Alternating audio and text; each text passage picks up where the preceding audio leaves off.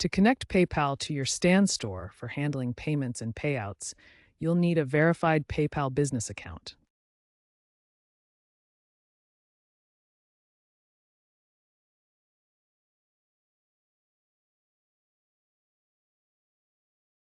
Configuring PayPal in Stand store involves setting up payment processing for customer purchases and outgoing payouts to sellers or affiliates. First, use PayPal's REST API or SDK by generating API credentials, including client ID and secret, from your PayPal developer account.